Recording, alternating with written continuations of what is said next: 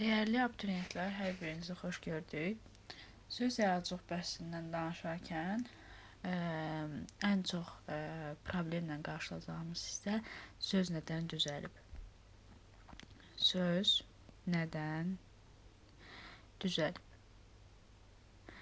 Deməli, yoldaşlar, bu sualla qarşılaşanda mən əsasdan belə verirəm.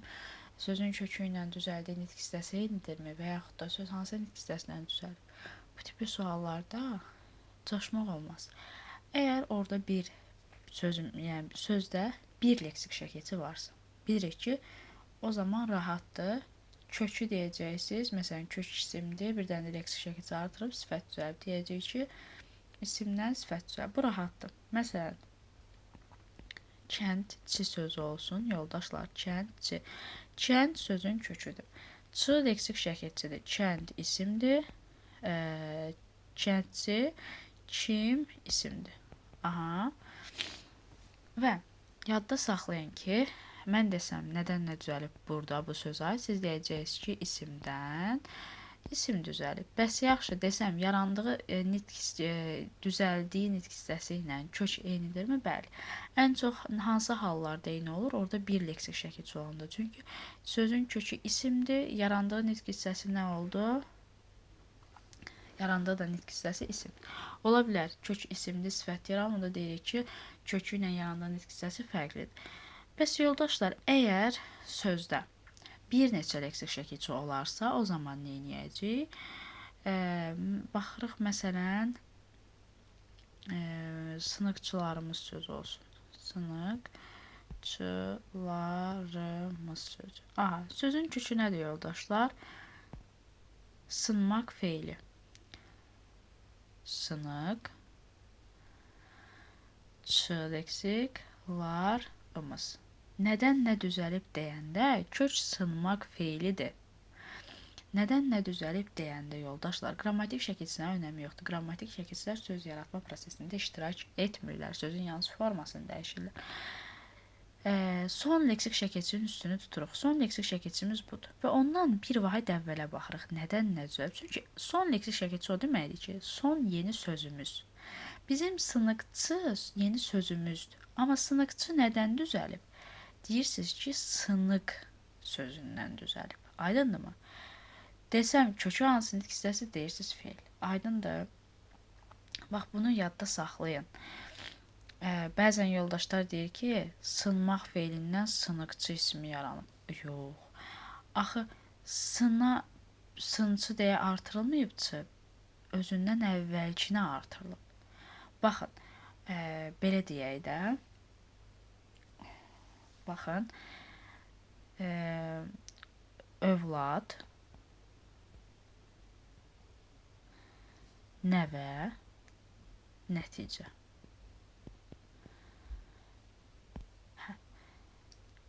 Övladın uşağına nəticə deyirik, yoxsa nəvənin övladına nəticə deyirik? Təbii ki, nəvənin övladına nəticə deyirik. Ona görə siz durub feilə, promoy feili ən son leksiklə birləşdirəndə mən əsəbləşirəm. Niyə? Çünki bu qaydanı yada salın. Baxın yoldaşlar, bu qaydanı yada salın. Nədən nə düzəlib deyəndə son leksik şəkilçinin üstünü tuturuq, özündən bir vahid əvvələ baxırıq və deyirik ki, bu nitq hissəsindən düzəlib. Nə düzəlib? Sınıqçı. Nədən düzəlib? Sınıqdan. Aydındırmı? Yoldaşlar, sonra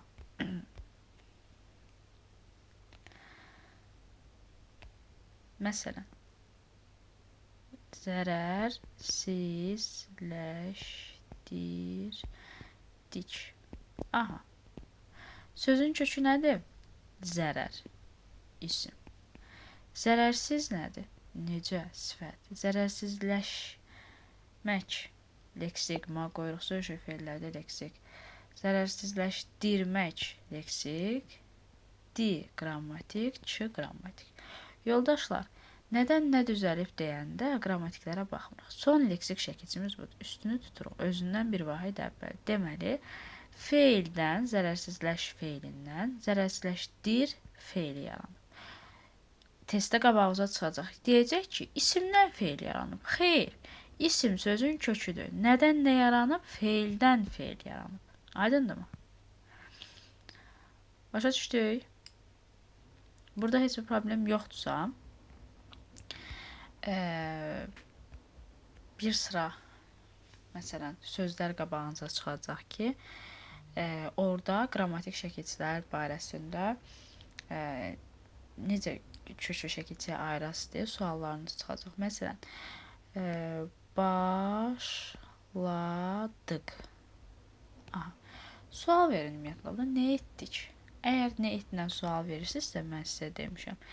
Nə etdik? Etdən sonra ümumiyyətlə oturan bütün şəkilçilər qrammatik şəkilçilərdir. Amma başladıq görürsünüz, başlamaq, d qrammatik, qda qrammatik. Görürsünüz, la leksik şəkilçidir. Amma nə et sualın içində la şəkilçisini görmür. Deməli, o leksikdir ki, nə etin tərkibində çıxıb gedib. Nə etdən sonra gördüyünüz bütün şəkilçilər nədir? Qrammatikdirlər. Deməli, başladıq sözündə d zamandır, nə etdən sonra ilk oturan zamandır. Q da nədir? Şəxs sonluğu. Şəxs sonluğu. Aydındırmı? Bu da belə. Bir sıra şəkilçiləri də deyək. Məsələn, ruhlandırmaq. Yoldaşlar, yadınızda saxlayın. Ruh sözün köküdür. Lan şəkilçisi elə şəkilçisidir. Bu iki cür başa düşülə bilər. Ya la plus n şəklində, yaxud da ki, lan birləşik şəkildə. Əgər məna əlaqəsi varsa yarandığı sözlə, o zaman parçalayıb bunu götürürük. Yoxdursa parçalamırıq. Ruhlamaq sözü var, xeyr. Ona görə ruhlan. Dır, maq deyə bilirəm də, artıra bilirəmsə dır leksik. Feillərdə ancaq mağı artırıb şəkilçi yoxlaya bilər, amma başqa cür hallarda yox. Maq da qrammatik, maqın özü qrammatikdir. Bəs yaxşı, indi qabağınıza çıxsa ki, salamlaşmaq. Laş da bu tip şəkilçilərdəndir. Laş həm özünü götürə bilərik, həm də la plus ş götürə bilərik. Salam sözün köküdür. Salamlaya bilirik də biz. Düzdür, salamlayırıq ki, salamlaşırıq.